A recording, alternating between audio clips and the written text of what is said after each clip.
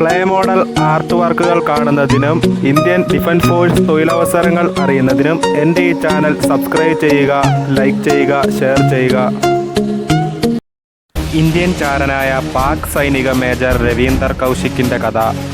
ചാരപ്രവർത്തനങ്ങൾ എല്ലാ രാജ്യങ്ങളും നടത്താറുണ്ട്. എന്നാൽ ആരും അത് പരസ്യമായി അംഗീകരിക്കാറില്ല. തങ്ങളുടെ ചാരൻ ശത്രുരാജ്യത്ത് പിടിയിലായാൽ അയാളുടെ പൗരത്വം പോലും അംഗീകരിക്കപ്പെട്ടോളണം എന്നില്ല.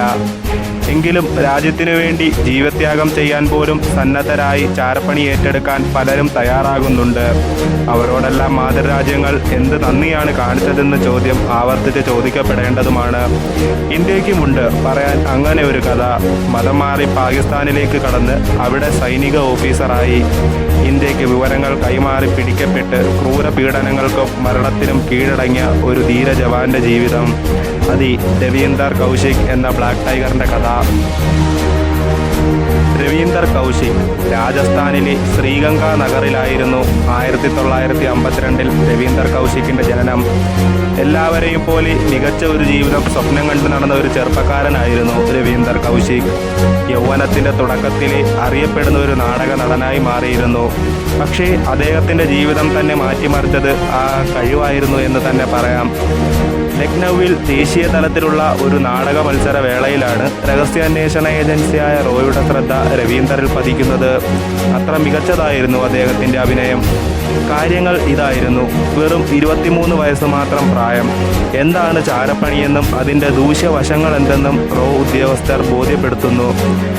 തികഞ്ഞ രാജ്യസ്നേഹിയായ രവീന്ദർ കൗശിക് അതെല്ലാം മനസ്സിലാക്കി ദൗത്യം ഏറ്റെടുക്കുന്നു. ദില്ലിയിൽ 2 വർഷത്തെ കഠിന പരിശീലനം. അതിനുശേഷമാണ് പാകിസ്ഥാനിലേക്ക് കടക്കുന്നത്. സുന്നത്ത് കഴിച്ച് മതം മാറി പാകിസ്ഥാനെക്കുറിച്ചും ഇസ്ലാമിനെക്കുറിച്ചും ഒക്കെ നന്നായി പഠിച്ചതിന് ശേഷമാണ് രവീന്ദർ പാകിസ്ഥാനിലെത്തുന്നത്. ഏക് ദ ടൈഗർ എന്ന പേര് പലരും കേട്ടിട്ടുണ്ടാകും. 2012 ഇറങ്ങിയ സൽമാൻ ഖാൻ ചിത്രമാണിത്. നമ്മുടെ രവീന്ദർ കൗശിക്കിനെ ആസ്പദമാക്കി ചിത്രീകരിച്ച സിനിമയാണിത്. പക്ഷേ ഇതിൽ രവീന്ദർ കൗശിക്കിനെ കുറിച്ച് ആരും തന്നെ പരാമർശിക്കുന്നില്ല. പാകിസ്ഥാനിലെത്തിയ കൗശിക് കറാച്ചി സർവകലാശാലയിൽ നിന്ന് നിയമബിരുദം പൂർത്തിയാക്കി. അതിനിടെ പാകിസ്ഥാനിയായ ഒരു സ്ത്രീയെ വിവാഹം കഴിച്ച് ജീവിതവും തുടങ്ങി. ഒടുവിൽ പാക് സൈന്യത്തിൽ ജൂനിയർ കമ്മീഷൻഡ് ഓഫീസറായി ചേരാനായി. ഒടുവിൽ കൗശിക്കിന് മേജർ പദവി വരെ എത്തി.